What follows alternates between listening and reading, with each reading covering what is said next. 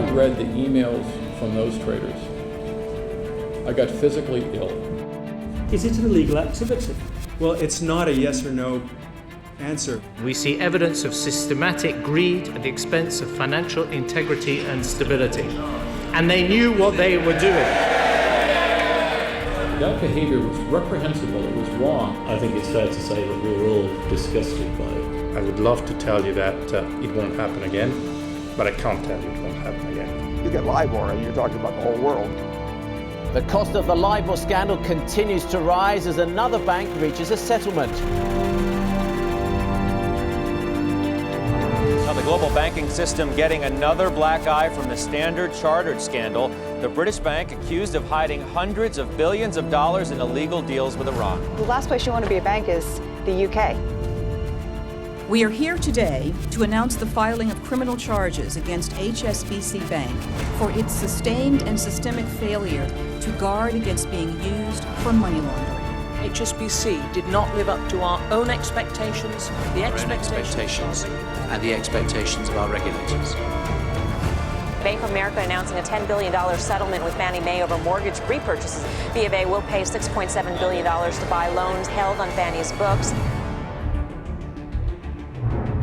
We passed reforms to make sure that Wall Street could not act in the same reckless manner that almost brought the economy to its knees. The New York Times today suggesting that the J.P. Morgan London whale trading losses could reach $9 billion. The best of times turned out to be the worst of times for J.P. Morgan, and the timing couldn't be worse. I can tell you this is shaking our company to the core. Hopefully the company will learn from it, wrestle it down, improve ourselves, and continue to do what we're supposed to do. You tell me Mr. Diamond isn't too big to fail?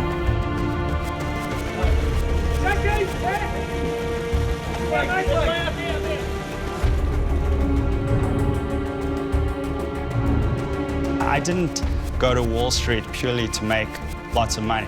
I could have just left and walked out and said nothing about it. I'm not really concerned about the revelations. I tell you, I'm not looking forward to the hoopla. The big news here, of course, the Facebook fallout. Morgan Stanley was the lead underwriter of the IPO. The stock down more than $8 since trading began. This is one of the most volatile openings to an IPO ever, and it was clear that the exchange handling the issue, NASDAQ, was having problems. You messed up. You got people very upset here. We have been embarrassed, and certainly we apologize to the industry. We did everything right. It was NASDAQ's failure.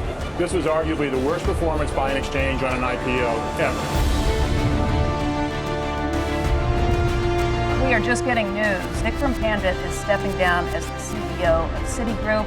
He said to me, I would not walk away from this company if I felt that it was in bad shape. I love Barclays. We need to get through this period, and the best way for me to do that was to step down. Bank of America is said to be speeding up previously announced job cuts. The bank will cut 16,000 jobs by year end. Around 10,000 people will leave the bank. This is the most painful part of what we are doing. Global banking regulators have watered down new bank liquidity rules. The banks, this had to happen today, didn't it? All of these are moving to the upside. European banks are doing well for the second straight day. Banking stocks have been rallying there, and that's in large part the result of news from global regulators during the weekend.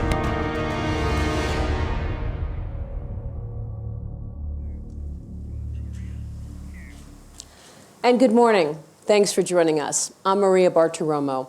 And this is the Global Financial Context, where we are looking at the future of financial services due to new regulation and changes in the global economy. Joining me right now, a bold-faced group, beginning from my right. Zhu Min is Deputy Managing Director at the IMF. Paul Singer is Principal at Elliott Management. Tidjane Thiam is Group CEO, Prudential UK. Jamie Dimon is Chairman and CEO of JP Morgan. Dr. Axel Weber is Chairman of the Board at UBS and Co-Chair of the World Economic Forum meeting, former President of the Bundesbank. Andrei Kostin is Chairman and CEO of VT Bank of the Russian Federation. Gentlemen, good to see you. Thanks very much for joining us. Let me start with you, Dr. Weber. As a former regulator, now a senior executive at a major bank, can you talk to us about what we have seen? We have just watched this video of the banking sector under fire for the last several years now. How have things changed, and how are you expecting the industry to evolve? When I came to the industry, I was under no illusion that the industry didn't have its issues. They need to be fixed. And what we try to do at UBS is two things. First, I think banks need a new strategy. And we embarked on a bold new strategy for UBS. It's the right strategy for UBS. At the same time, we have to deal with the legacy. And in order to get on top of these issues, you really need to get at the bottom of things. And for us, a settlement of LIBOR was an important step in going in that direction. These things need to be on the table. Taxpayers want to know about it, and transparency simply has to be there. When we found this issue going on in the bank, we completely made contact and complied with the regulators. We had a very good interaction with regulators. We actually helped them get on top of these issues, and we separated from staff that basically was involved in misconduct that is completely unacceptable. It's not the values of UBS, it's not the values of Switzerland, it's not something that we can tolerate. So you need to separate from that past, and that's a necessary condition for the bank and for the industry to focus on a better future. And you have to do both. Shape the future with new strategies, at the same time basically get out all the issues from the past. There have been excesses, there have been problems in the good years. What we need to do is fix those and then move forward in a, in my view, different mode. But that's for everyone else to judge for themselves. Where are we in the fix, Jamie Dimon? Do you think that the industry can recover, come back from the attacks and from the misdeeds of the past? Well, I think the industry has to come back from the past, and I think a lot of companies are actually doing fine.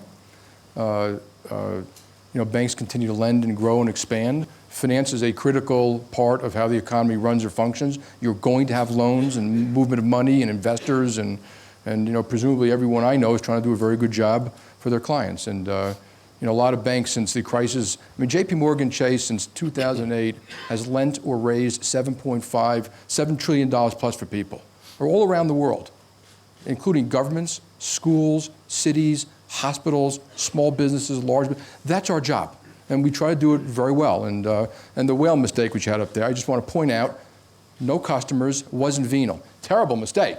I mean, if you're a shareholder of mine, I apologize deeply, okay? But we did have record results, and life goes on. It's amazing because you were the most profitable bank even after the $6 billion mistake. And as you say, it was a trading mistake, not necessarily what we're watching in some of the other headlines. Yumin. Yeah, I would like to say you have a good question whether the industry will come back. I would say depends on how to define the concept of comeback. The profitability is a key issue, but it's not the only issue, right? Before the crisis, after the crisis, we ask us why we had such a huge crisis. Number one, the financial sector is too big. Number two, a lot of the traditional intermediation move into the market-based activities.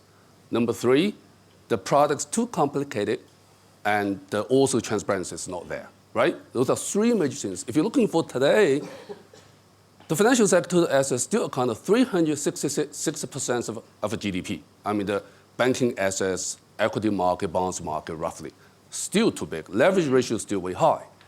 If you're looking for the intermediation move into the market-based activities, you will see the wholesale funding still account for 60% of the global banking sector, more or less the same thing before 2007. You will see the banking balances today held on by non-banking financial institutes still in the United States is 68%. So you will see the market-based activity still there, not reduced at all. And the product is still very complicated, and the scheduled banking is still there and not under fully regulatory framework.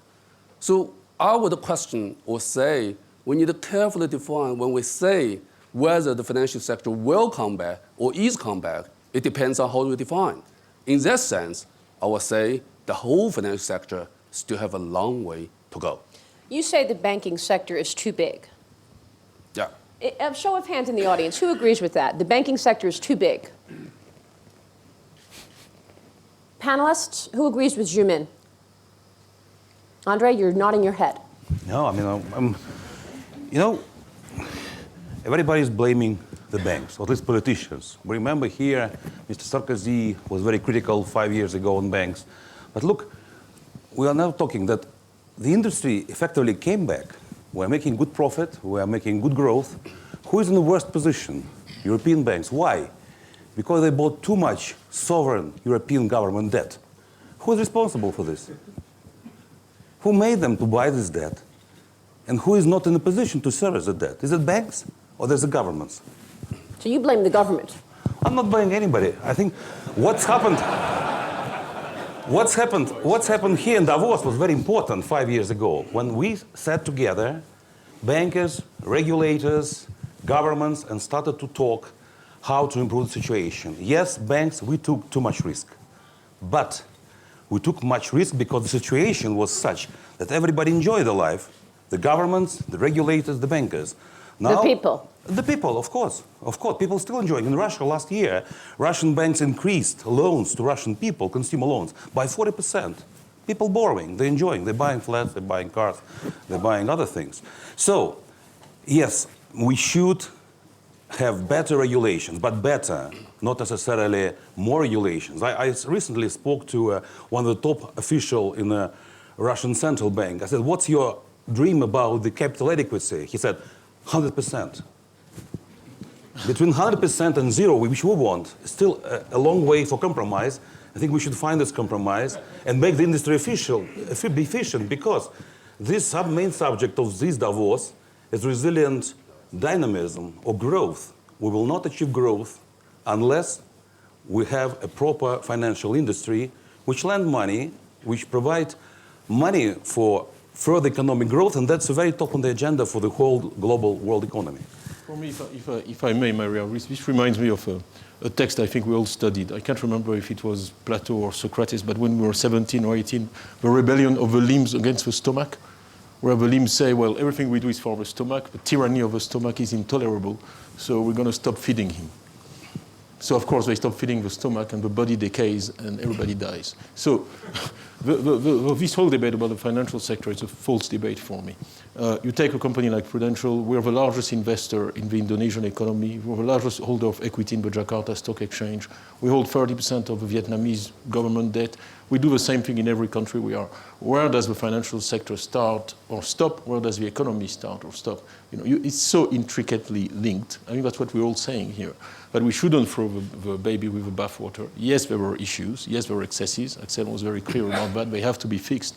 But we will not get any growth, and the world economy will not get out of the crisis in which it is without a functioning financial sector that can intermediate, finance companies, finance households, so people can go to work thinking that they have insurance on their house, so that there can be trade. There'd be no trade without insurance. We all perform a very valuable social function, and I think that's a key point to agree on before we move on in the debate. But I think challenging, and I don't know nobody can say what is the optimal size of a financial sector. I don't think it's a very productive debate. I think what needs to happen is for us to be able to do what we do best, which is provide value to our customers. I want to hear from Paul, and then I want to get the conversation going, but we haven't heard from you yet, Paul. Go ahead. I don't think the banking sector is too big. I think it's too leveraged and too opaque. If you go back to the crisis of 2008, where the global financial sector was in a place where the growth of derivatives over the previous 20, 30, 40 years, together with the migration of the large banking firms into a combination of classical banking and becoming the largest trading firms in the world. That combination, plus the opacity of the derivatives disclosures and the gigantic size of those exposures, made for a situation in which, in my opinion, only the implicit and explicit guarantee of governments stemmed the cascading transmission of the financial collapse.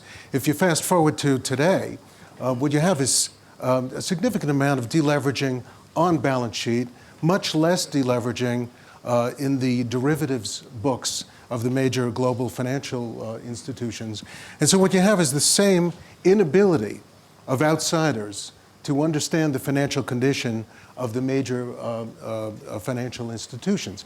And still, this combination of classical banking activities, which are in many cases underwritten by deposit guarantees by governments, together with trading. And what proportion of the multi-trillions of dollars of assets and liabilities, or things that are like assets and liabilities, what proportion of those are real positions of a similar risk profile as balance sheet assets is completely opaque. So to me, part of the answer to Maria's question of coming back is a global financial sector which is big enough to do the job, and you need big institutions, but size isn't necessarily unsoundness.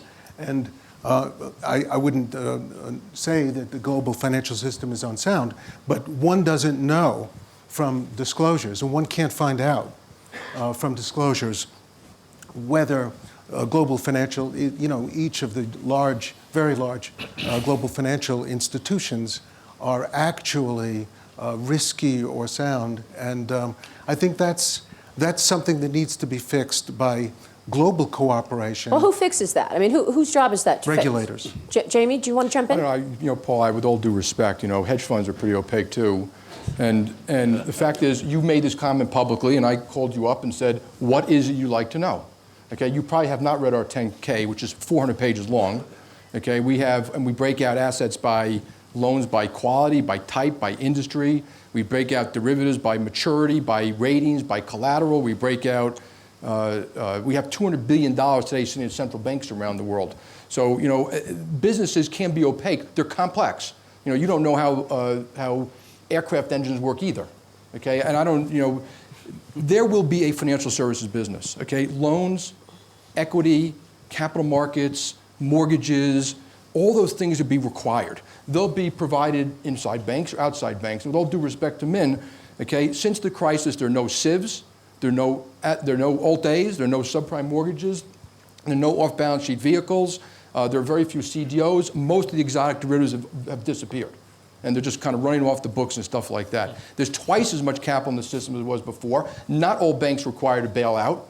Okay, some banks were a port in the storm because they were strong and diversified. Okay, and I'm not just talking about JP Morgan. There were lots of them out there which were ports in the storm and helped countries survive and stuff like that. And so, it's very easy, for people on the sidelines to sit there and say things like that. So I'm going to share some with the audience here. Okay, a risk management issue for you. Okay, because I think JP Morgan was not just a fair weather friend. We were there in good times and bad times for everybody, including nations. So for Spain and Italy, we today are lending $15 billion net of collateral, net of derivatives and short term, Spain and Italy. And yes, it's governments and it's basically multinationals if you want to be transparent. What would you do? What would you all do? If you were my board of directors, it's very easy to say, don't take the risk, move on out. We've been in Spain and Italy, one for 60 years and one for over 100. We're not a fair weather friend. Spain and Italy and the companies there and stuff want us to be there. We have to manage that risk. Something may go wrong. I may be sitting here a year from now, and you're all going to say, I told you so. But I think we're still doing the right thing.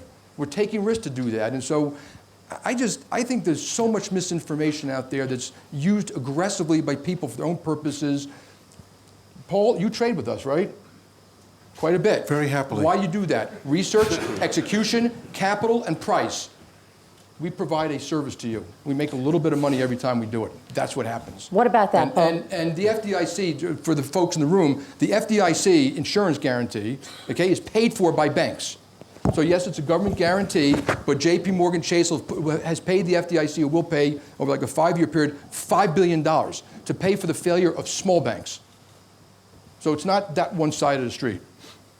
It's great to have the opportunity to continue my conversation with Jamie in this intimate setting, so I appreciate that. And he's right about, in a way, about the opacity of hedge funds, but I would remind everyone that no hedge funds supplied any systemic risk in the 2008 crisis, and it's for a very specific reason, a very important reason. Most of us, almost all of us in the hedge fund community, and I don't deign to speak for hedge funds, but I know a little bit about the industry, most of us, or almost all of us, are customers of firms like Jamie's and Dr. Weber's, And as such, we have credit departments looking over our credit and all of our positions all the time. What the 2008, and Jamie, of course, runs one of the most widely respected large financial institutions in the world.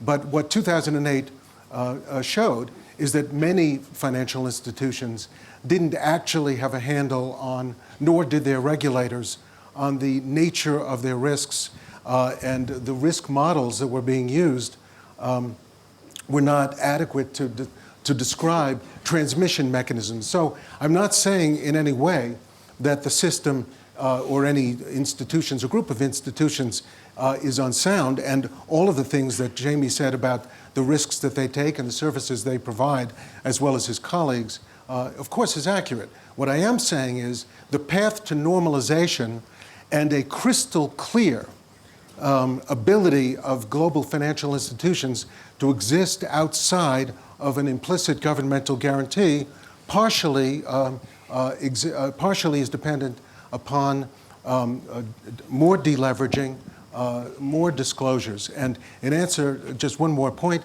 in answer to Jamie's question about the kinds of disclosures, my June report to investors contains a host of disclosures that my team of 150 investment professionals would like to see, because every time I say we have $1 billion with this firm or $2 billion with this firm, please tell me chapter and verse about their financial condition. After weeks of analysis and discussion, people come in and shrug. And that actually describes the ability of people to outsiders to understand the financial condition. So I'm just making the point that deleveraging, separating trading, actually trading and trading positions from the deposit guarantee positions would be extremely useful in normalizing the global financial system. Would you be able to get the same service if JP Morgan were a smaller bank? Would corporates across the world be able to get the financing that they require if JP Morgan were a smaller bank? I'm not against big size. And the answer is maybe not. Zhumin, what about you? You said the banks were too big. No, just a pure observations I found very interesting. We hear a different view from banks and from hedge funds. But look like those two people also happily doing business together and want to continue doing business together, and which is fantastic and also interesting. I think it's also important. And my view is, sorry, and Axel, and we're not only talk the banking sector per se. Jimmy always disagree with me, but I always disagree with you. I agree with you, Jimmy. I agree with you. Some banks really cutting off the balance sheets, move the special purpose vehicle off, no capture trading, a lot of things going on in some banks, but not all, right? I think you probably will agree with that. But I think a more important thing is, because this is about the financial sector, we have to looking for the whole financial sector. The question number one is still too big, the whole thing, because we see a lot of activity move away from bank to the capital market. Right, bring more OPEC and less regulations. So the whole sector, as I say, 366% of GDP is still too big. You mentioned the over-counter derivatives and notional value. Before crisis, 476 trillion. Today, 467 trillion, almost the same. Zero deleveraging, right? The size is still big. The product still complicated. And the market-based activity actually not decrease, rather increase, because a lot of activity is moving away from the banking balances to the marketing.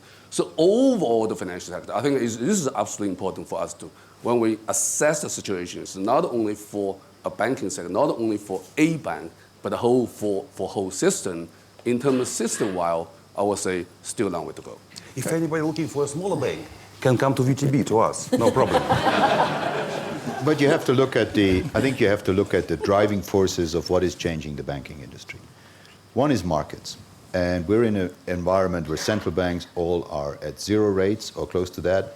Balance sheets have grown hugely, and there's just a very flat yield environment around. So traditional banking, maturity transformation, doesn't work as much anymore in that environment. Second driver in the market, I think the bigger one, is regulators. Regulators have clearly made up their mind, to your question, banks are too big. Some have said I think Mervyn King, if banks are too big to fail, they're too big. And that's why, if you look at the new regulation, it will drive banks over the next few years in a direction where, say, the trading book, which has grown by a factor 7, actually the banking book hasn't grown that much. And what regulators will do with new capital requirements for trading book, with new netting procedures, with all of this stuff, is reduce the size of trading book. And in addition, they're having capital and liquidity requirements. They're trying to ring fence deposit-taking part of banks. And so the future for banks will be quite different in that environment. And when you're positioning your bank, you also have to acknowledge, unfortunately, and that's the one area that I do regret where regulators haven't moved, is when we started this process, and I was a regulator, the expectation was we'll have a level playing field environment for regulation of the global banks, a global standard. This is not happening. We have Basel III, but we have different implementation deadlines. We have material non-compliance with Basel III in the US and in the EU. We have ring-fencing initiatives that are under the name of Volcker in the US, Vickers in the UK, Liikanen in the EU, and other countries like Switzerland have decided not to embark on structural measures, but to simply do it all with a 19% alpine capital requirement to basically put a big buffer in banks so that if there is a problem again, they can eat in their capital without getting into a problem. Well, this is a very important point. Should there be a global standard? I mean, could there even be a global standard? Oh, absolutely. And you need a global standard. For global banks like UBS or JP Morgan and others, if we operate in all of these constituencies, if we have to fine-tune our regulatory and other environment to different ways of ring fencing, to different ways of bailing in capital, CoCos in Switzerland, bail-in bonds with recovery potential in the UK, different instruments in the US, just regular bonds, it just becomes very complex. And what Jamie mentioned is very important. What regulators wanted to reduce is complexity.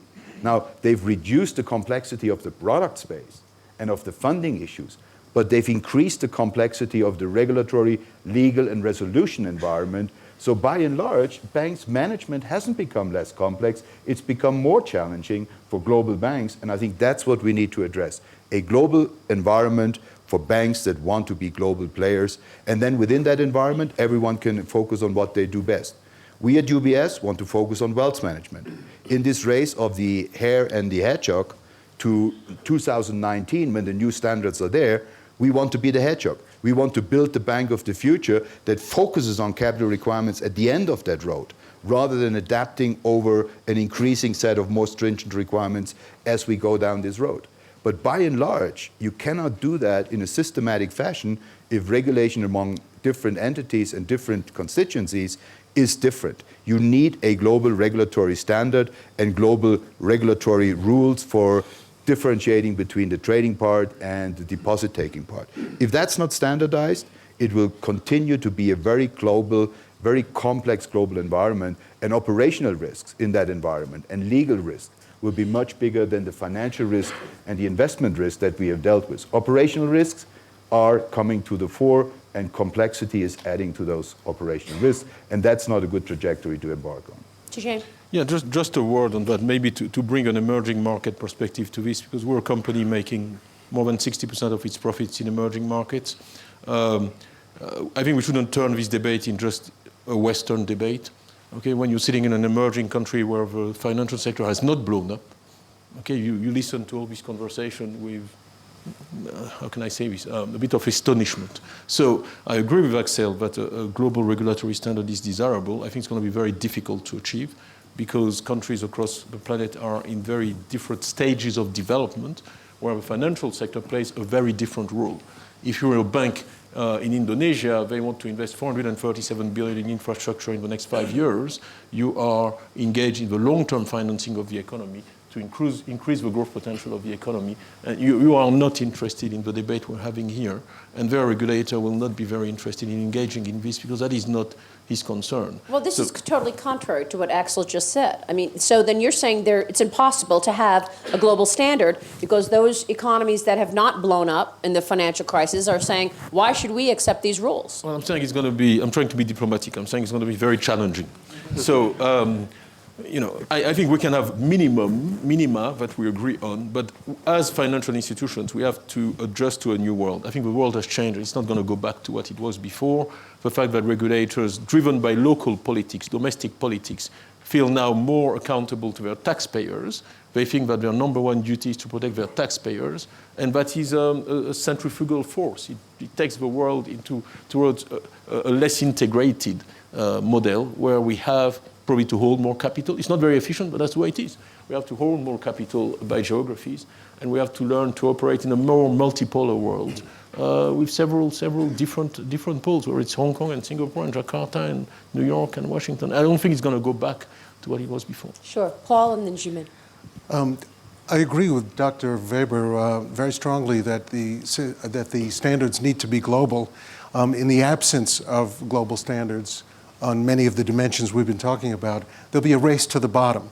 And you'll find that capital and structures and structural avoidances of what major countries are trying to achieve will occur and defeat the purpose of trying to fix what's broken. I also strongly agree with something Jamie has said repeatedly in the past, and that is we shouldn't be discriminating against the largest institutions. It is not size that provides systemic risk. You said it was leverage and opaqueness. Leverage, opacity, accounting standards, but also systemic risk can be and is provided by medium-sized or even smaller-sized firms similarly situated. Cascading transmission of losses is something that we saw in 2008, and we might see it in the next financial crisis even more abrupt and sudden, because many people, not only hedge funds, but trading desks of firms like theirs, are very sensitized to the risks, to the lessons of 2008. And the lesson is, especially because of the opacity and leverage and the hundreds of trillions of dollars of notionals, of course that's not the measure of risk, but it's a starting point, and there's no ending point that makes sense in the analysis of risk. And so the next time, the lesson of 2008 was act first, because you can't really figure it out. And that's why the standards need to be global. We need not to discriminate against the most effective and large institutions. And I think that's the path to a financial system that fulfills its role as the plumbing of the global economy. And you don't think saying that the industry's too big is discriminating? That's not what you're talking about? Too big to fail. No institution should be too big to fail. But mere size is not the measure of risk. Right. Min? Yeah, I would like to add one thing. So when we talk about the regulatory framework, it's not only talk about capital ratio, even not talk about the liquidity coverage ratio, Basel III. It's a whole spectrum, it's a whole issues. How do we intensify the supervision on the GSIFIs, global significant international financial institutes? We don't have the answer for that yet, right? And how do we put the regulatory framework on the shadow bank? We don't have that yet. Now, in the US, we start talking about the regulatory policy on the money market funds, yeah, but still. So you will see on the US, the shadow banking shrinks, but otherwise in the Europe, the shadow banking increase rather. Over-the-counter derivatives. Shadow banking being private equity, hedge funds. Yes, all these trusts, all those, the money market things, and all those hedge funds, trusts, all those things, still don't have a clear regulatory framework policy at all. Should they face the same regulations that the banks do? It's not say same, but I would say both banking and the shadow banking should have a proper regulatory framework to guideline them, and not necessarily being same. I think, but we're still not there yet, right? Derivatives, over-counter derivatives, we have been talking about. This is a big issue, as I say. With today, still 467 trillion notional, but 290 is still off the centralized process. Rating. This forum talked about rating 2 years ago. Everybody talked about rating. What happened today? Accounting standards. All the Basel III is a basis on accountings. 3 years ago, right after crisis, so many discussions debating in this building, this room, about accounting standards. Where are they? So the regulatory framework is not only the capital ratios, not even the liquidity, it's the whole things I would say the Basel III move forward, implementation is still a big issue, but progress really uneven. There's a daunting task waiting for us. So I would say the regulators, authorities, and really, including us, international institutions, we play a very important role to draft the principle and sets working together, but also the financial institutes and need to work to start to working on the anticipate those things, implement those things, so they will be able to make the system safer. Jamie? It's 5 years after the crisis, okay? We still haven't fixed a lot of things you're talking about. Part of the reason is we're trying to do too much, too fast. Everyone thinks that one thing is what sunk the system. There's huge misinformation. We just focus on the basis. Capital, liquidity, derivatives to clearinghouses, leverage, totally agree with it, all those things. And I think there's a whole bunch of stuff, like I just want to point out, largest financial catastrophe of all time, Fannie Mae and Freddie Mac.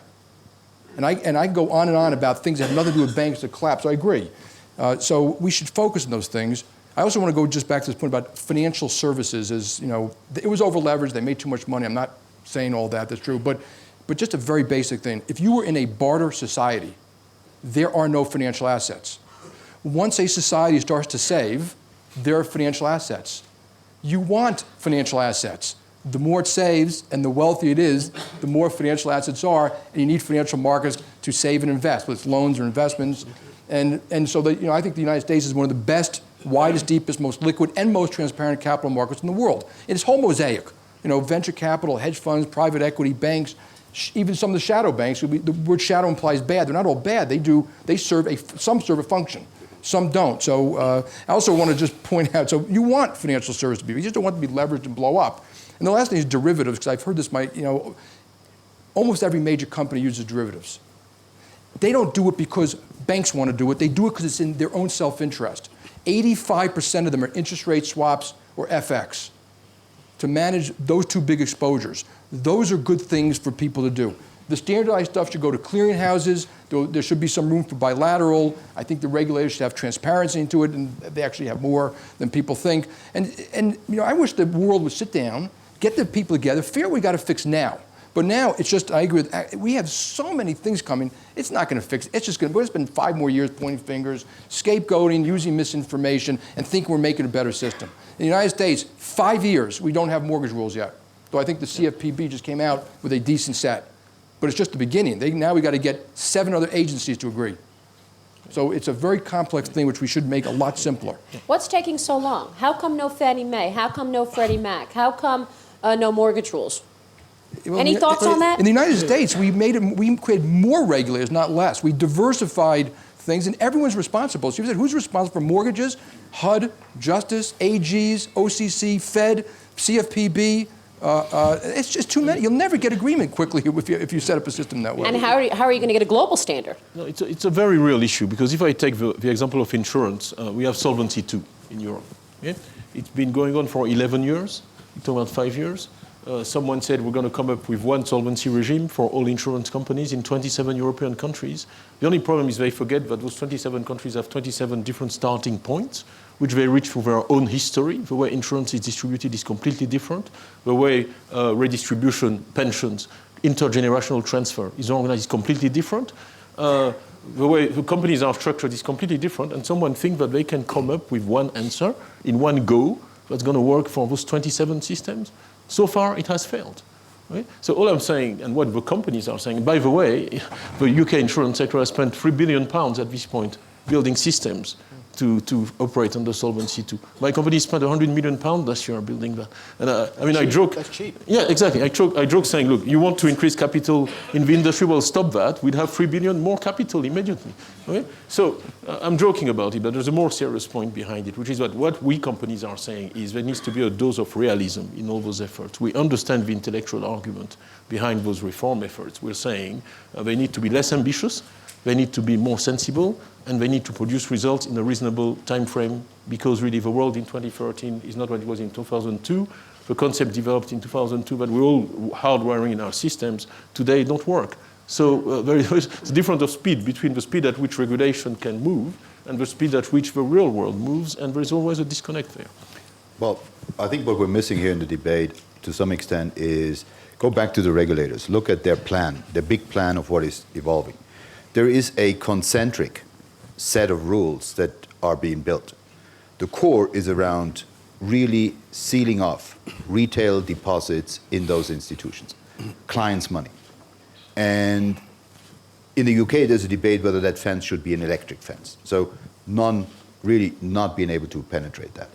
The wider area is everything that is not deposit-taking institutions, downsizing, pushing risks ultimately out into the shadow banking area, which is sort of another ring, the shadow banking regulation. But regulators really took it from the core. They first tried to prove the core part bulletproof, then moved to the regulation of the larger part, the investment bank, and everything else through capital liquidity, resolution regimes, too big to fail, all of these debates.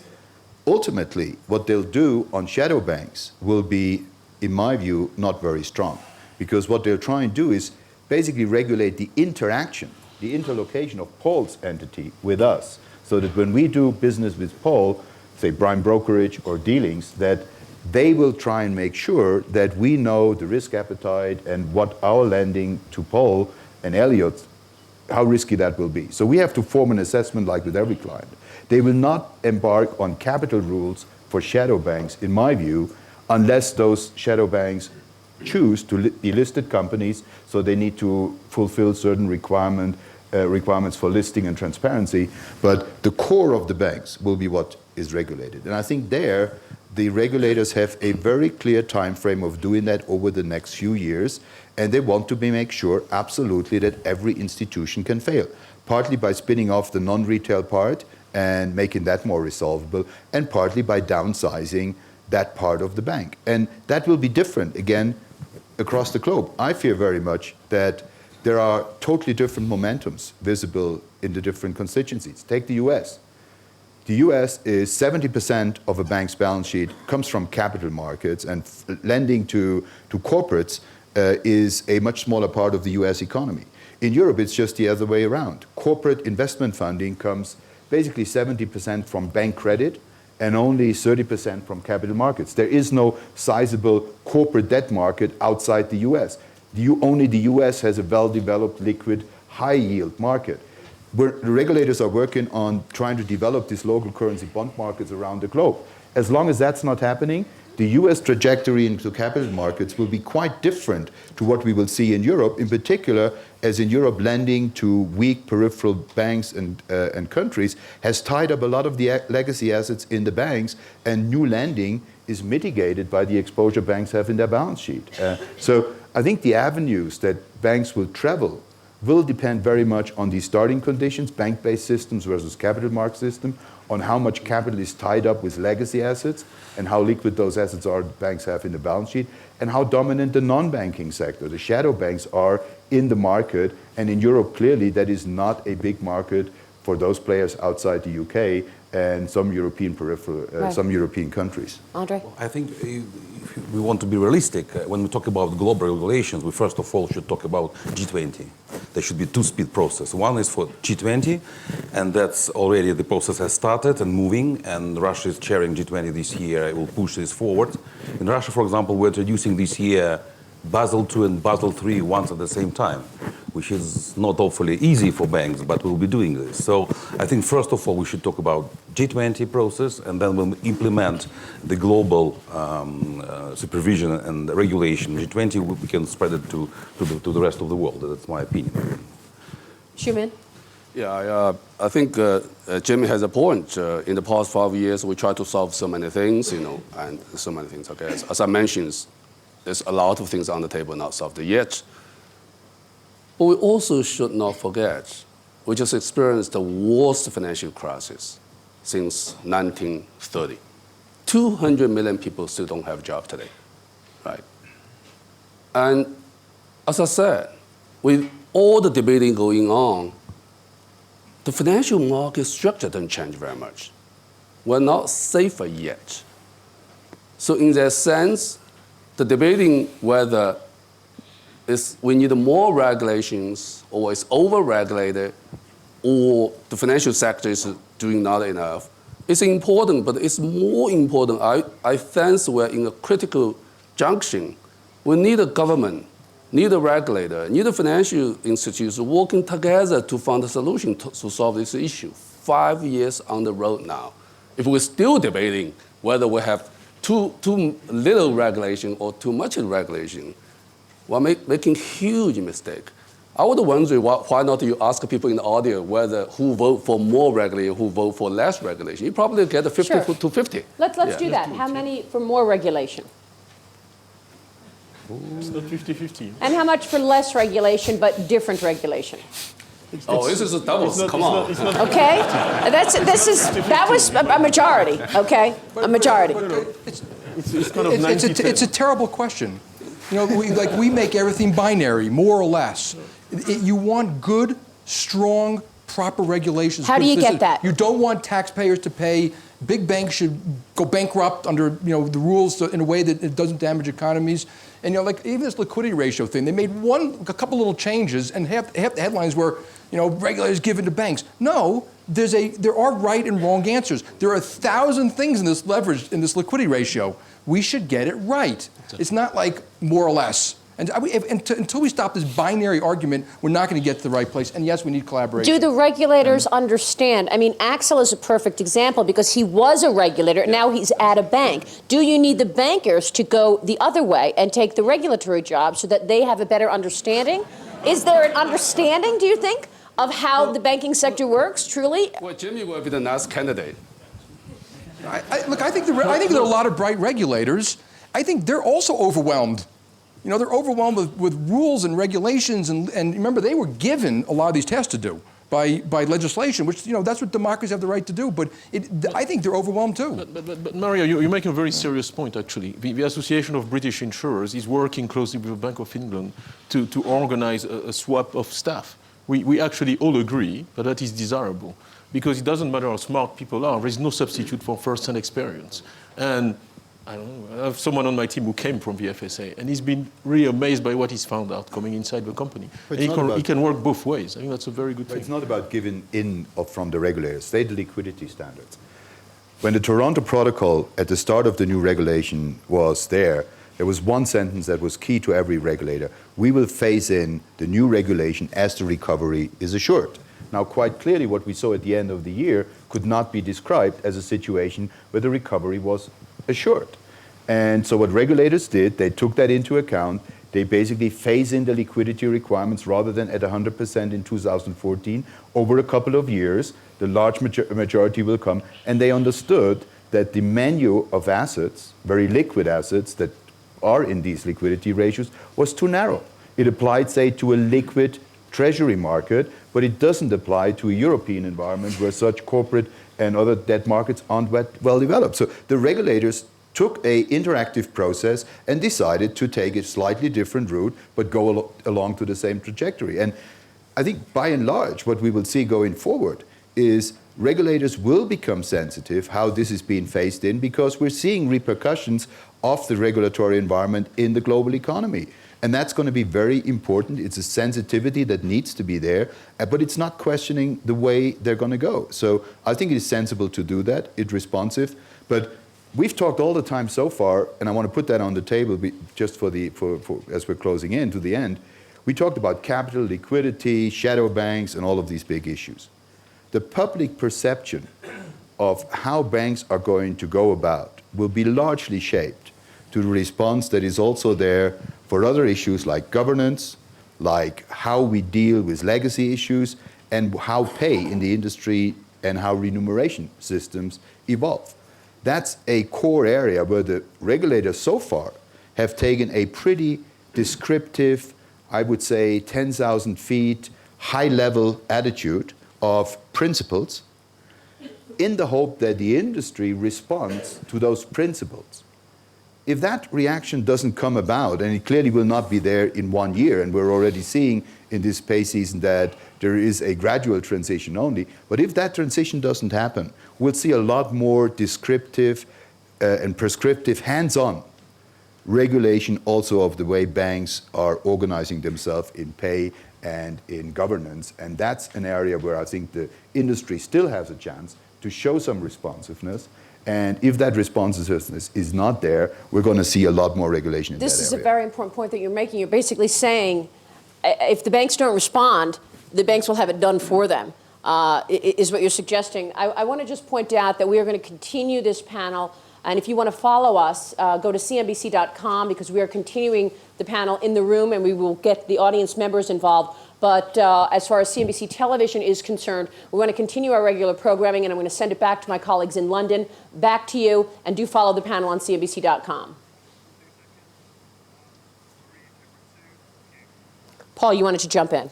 One of the reasons and the answers to the question, why has it taken so long, is in the realm of, and it's part of the answer, is the realm of politics.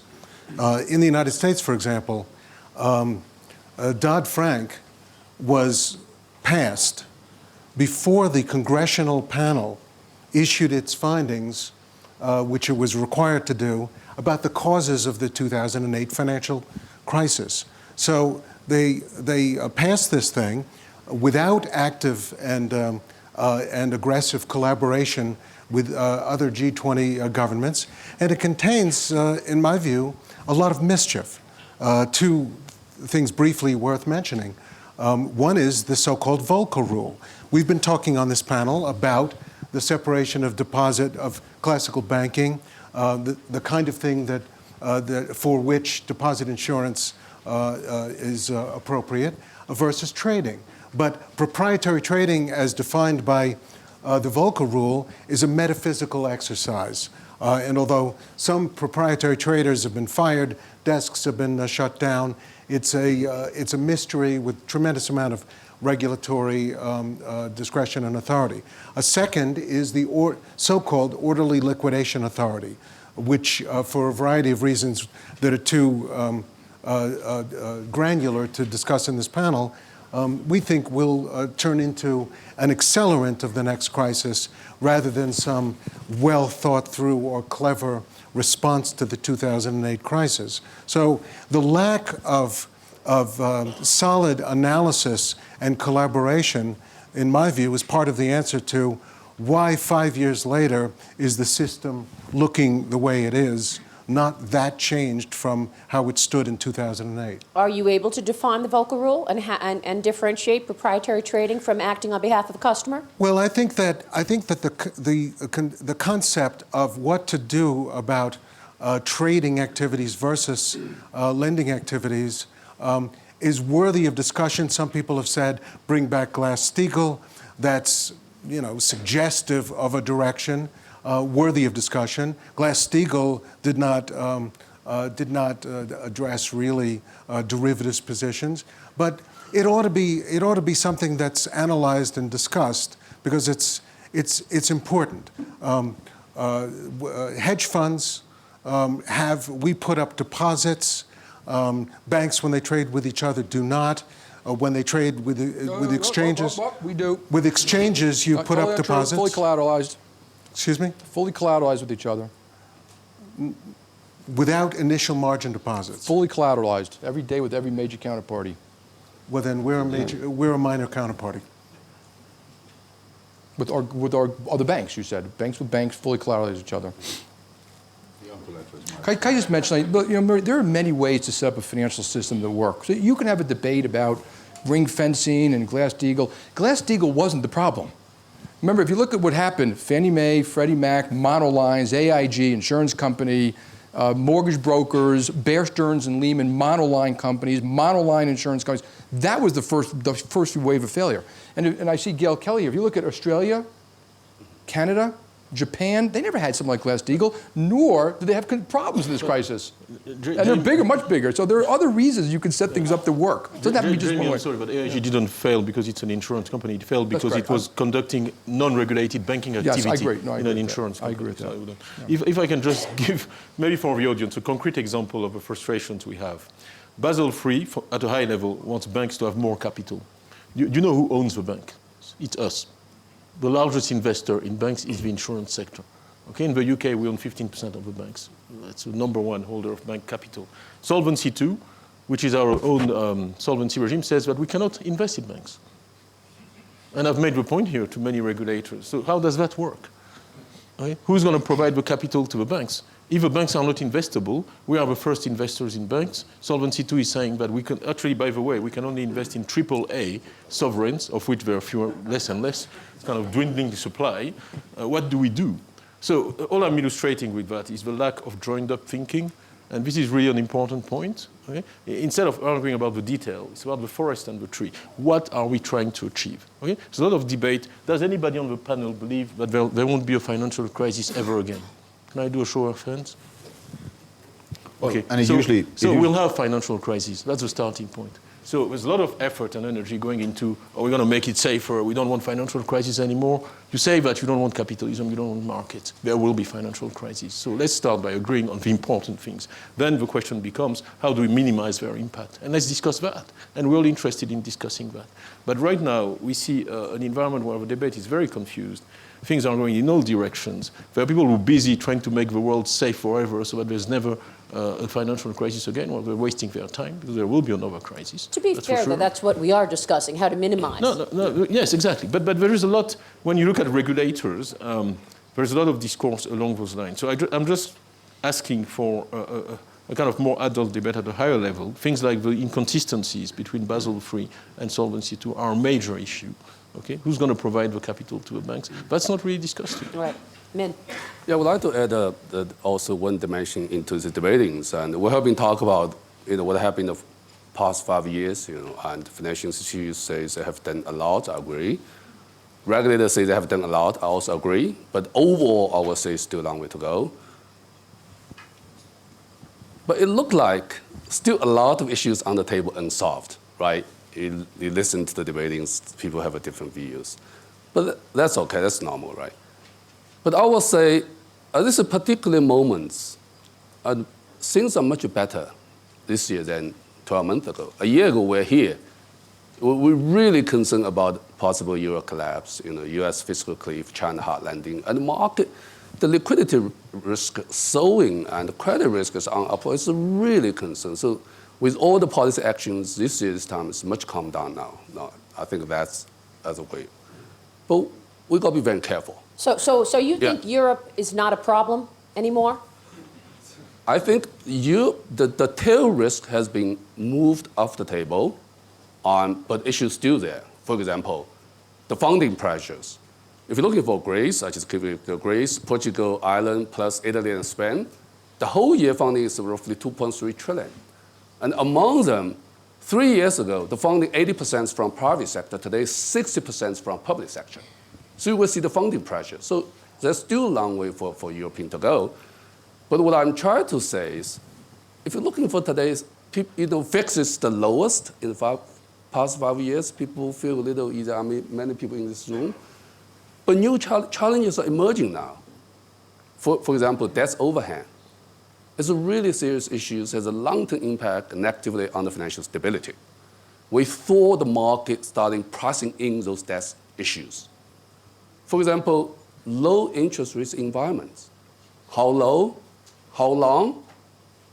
The insurance companies are really in a very challenging situations. And we observe the market start to pick up the more risk appetites increase, even in the money manager fund market. And the risk portfolio increased quite a bit in the past 2 months. And investors tend to take more risk with this low interest environments as well. So looking forward for this year, I would say, yes, we have the issues there. We haven't solved this yet, but we saw this new challenge emerging. So we still got to be very careful. What about that, Axel? When does this low rate environment become a real issue, or is it already? I mean, coming from the Bundesbank, what's your view on what the Fed and Mario Draghi have been doing? Well, look, I mean, I voiced that view when I was in my previous position, and I haven't changed my view too much.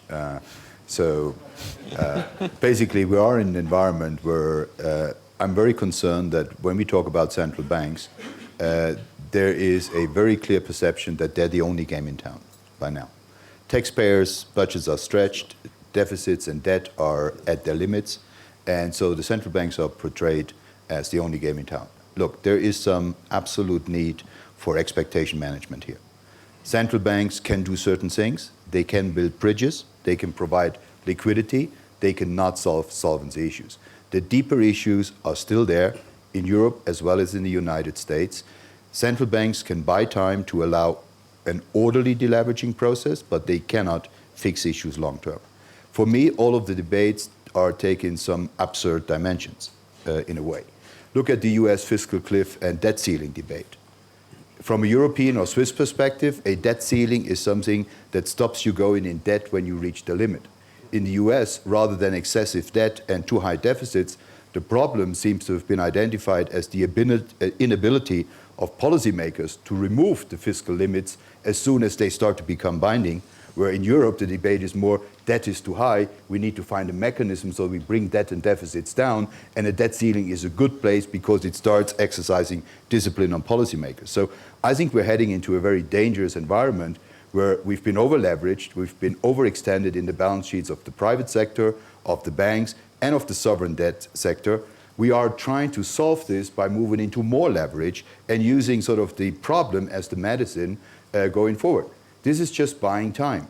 We are living now at the expense of future generations. We are actually, our job should be to endow future generations with the ability to live a better life. What we're doing now, we're living a better life at the expense of future generations. That's not a long-term sustainable solution. And I'm not in favor, never have been, and as a former Bundesbanker, I have that in my own perception. I'm not in favor of short-term fixes that come at the risk of increasing the problems down the road to a much higher level. And that's exactly what we're doing. We're trying to keep a speed limit for our economies that simply is unsustainable going forward against the structural challenges and against the aging environment that we have.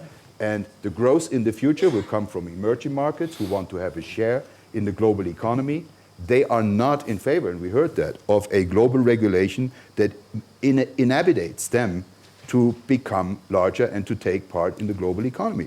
The established world is doing something, and the central banks and governments are adding to it, of trying to solve a problem by pushing it down the road and making it ever bigger. It's not going to work, and at some point, push comes to shove, there will be a resolution, and the resolution, in my view, it better be orderly, because if it's not, by increasing the size of the problem, we might have bigger problems down the road. And that, in my view, is too little taken into account when we praise the ability of central banks to just buy another quarter of, more of better growth, rather than really allowing the economy to do the necessary adjustment in an over-leveraged environment. Orderly deleveraging should be the job, not trying to continue leverage being excessive. So you think rates then should be at normalized levels, at market rates, and you don't think that they should be manufactured by central banks, and you don't think we should raise the debt ceiling? I think central bank's policy, let me make a difference. Central bank's policy in easing and doing the right things was absolutely adequate and needed in 2007, 2008, 2009, and into 2010 to fix the problem. To keep that stance loose into 2015 and then to only tighten gradually, which will happen, is producing an externality going forward. So no, it was absolutely right what central banks did in direct reaction to the crisis. But going forward, they have to answer the bigger question of how they will orderly exit from where they're now to a more sustainable environment. And I haven't seen that answer credibly, because all I hear is we'll keep the currently loose stance. Paul? I agree with Axel that in the throes of the crisis, the central bank bond buying was appropriate. Shortly thereafter, it might still have been appropriate. But even then, it had potentially a cost which was not visible. And as it's grown to where today, there's probably around $10 trillion of bonds on the balance sheets of several major central banks. Today, the price of long-term debt in the United States, Japan, England, and Europe is severely distorted by this policy, and policymakers have been lulled into a feeling and a belief that this policy of QE, quantitative easing in its various forms, is costless. It's costless because inflation is not roaring, and central bankers say it's not money printing, but what it's doing is distorting the prices of long-term debt and possibly equities and everything that's related to the capital market line, and also giving policymakers an excuse not to pursue sound policies, of growth-oriented policies, which can lift some of these economies out of their problems. Right. Jamie and then Andre, I'd love you to break in, and then we're going to get just a few questions from the audience before we wrap it up. I think the way we should think about it, I agree with all the things about monetary policy. I think they saved the system. I think that it was global, so it wasn't just the United States. Think of monetary policy, and fiscal policy. What the central banks need now is good policy and good fiscal policy. And so it's really incumbent upon the governments to do good fiscal policy and good policy. To give you the positive side, just a little optimistic, if you look at the United States today, and still 25% of the global GDP, it's in pretty good shape. Okay, corporate America, middle market America, small business, consumers, housing is turned. The table is really well set. And I think the world needs the United States to start to grow, because the most important thing now is good, sustainable growth and jobs, which will make the central bank job easier. Europe is stabilized, though I would put in the category it's going to have its ups and downs down the road, because it's a very complex situation. The American situation is we know what to do, we just got to find the will. The European situation is they have the will, and there's no alternative to the euro. It's really complicated. They're going to have to figure out, and I think they've done a lot of things to stop it from getting worse. I think if we do all the things right, we could get out of this. If we don't, you may very well see, this will go on for another 10 years. And then we don't. QE3 is one of the greatest kind of monetary experiments of all time. They'll be writing books about this for 1,000 years. I hope the books say the invention of QE3 is one of the great things that ever happened. Andre? Well, we concluded with what I've started. The problem is not with the banks, with the governments and the regulators. I think it's... All right, let's get some audience questions real quick. Yes, sir, right there. I think you were first, and then we'll come to you next. No, right. Daniel Sachs, Preventus. I am a shadow banker. What we do is we lend institutional money to mid-sized companies in Europe that are finding it increasingly difficult to get funding. We fund growth. We're unlevered. We have no systematic risks. We help create returns that meet pension commitments. Of course, there are shadow banks that do pose systemic risk. But I think non-bank lending, we will need a much more developed non-bank lending market in a bank system that needs to delever. And it could be much more part of the solution rather than part of the problem. Would you agree? Firstly, and secondly, what is the right type of regulation for not throwing out the baby with that bathwater, so to speak? It's a free market. You're entitled to build a business, and I agree. There's a lot of needs out there, and people should find ways to fill it. As long as you're not a systemic risk, you should be allowed to do what you want. You will have to compete with us one day, too, though. That's not so easy. And I think the other issue is don't start a deposit-taking institution as part of your conglomerate, because then your regulation will be different. And the other one is, as soon as you hit the retail space with any of your debt instruments or funding, then there'll be a lot more regulation. So, quite clearly, as long as you can fund institutionally and as long as your investments are capital market investments, that's fine. I don't think you'll see a lot more regulation in any of the entities. It's more the retail space and the deposit space that will be protected in the future.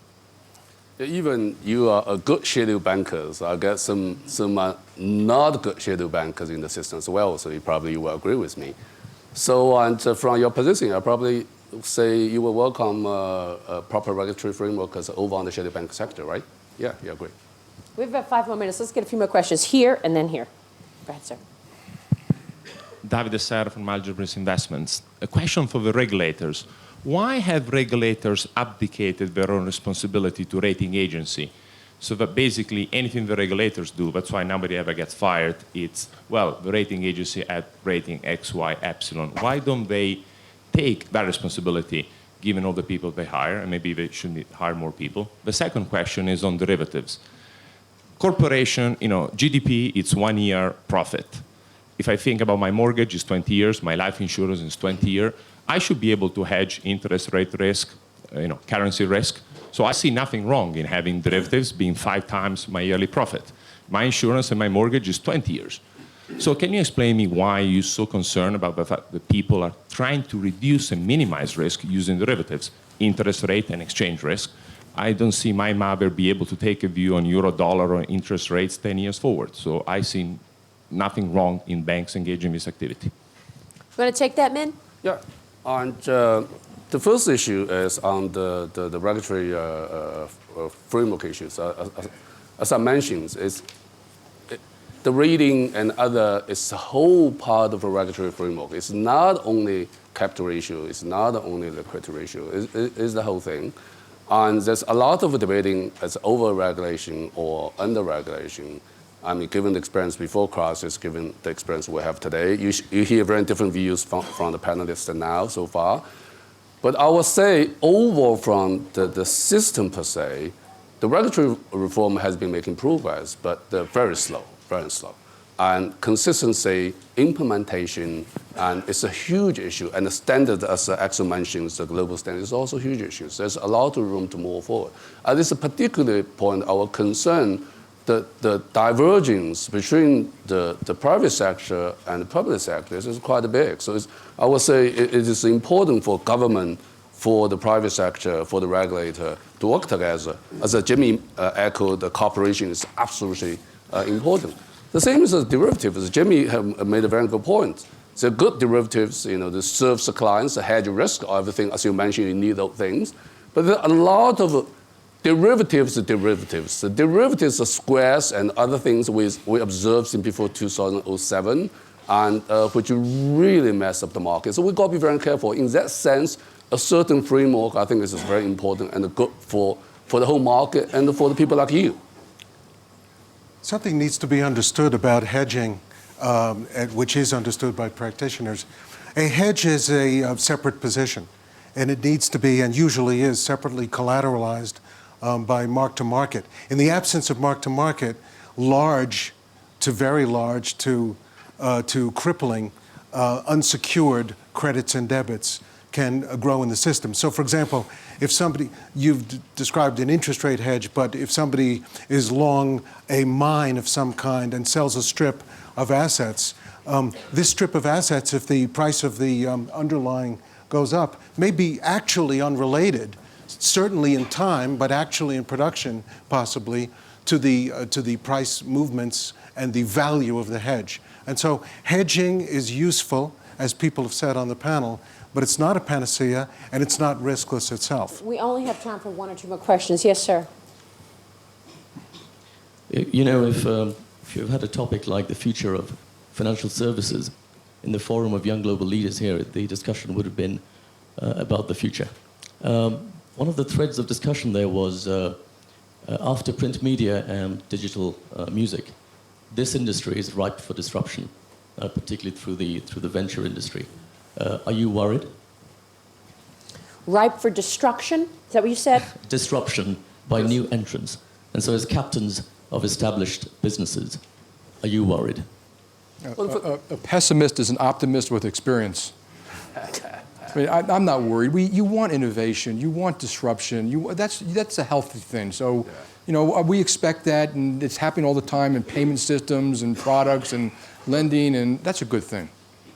And actually, you will see that not everybody will try and look the same. You'll see diversity. Yes. You'll see people focus on what they can do best. We at UBS decided to focus on our wealth management global franchise, which we put much more at the core. And other banks will put different things at the core because they haven't got such a global outreach in wealth management. You will see diversity, and that helps. You will see new entrants that challenge established players, and it helps. Competition always helps to keep everyone on top of issues. But I think the one issue that I'm concerned about the financial industry as we're dealing with short-term fixes is we're losing, again in the same way that Germans like to think, we're losing track of long-term.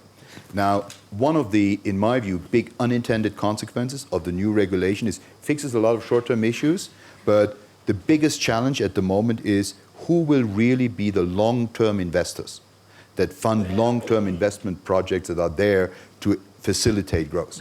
We heard from the insurance industry that they're not available anymore for these long-term funding issues. The banks are getting out of it because it's over-proportionally penalized in the capital standards. So who will really, and even infrastructure financing has capital weights that make it a very unattractive business given the cost of capital. So who will fund investments in infrastructure and long-term growth in emerging markets if it's not going to be the banks, if it's not going to be the insurance and pension industry, if it's not going to be the hedge fund industry, who's going to do it? That's the one issue we need to fix. The short-term fixes are right, we need to do it, but think about the unintended consequences this has for long-term oriented investment. And that's very important for the future generations. On that note, we will have to wrap it because they need the room. This has been an incredibly valuable discussion, gentlemen. Thank you for your time, and thank you, ladies and gentlemen.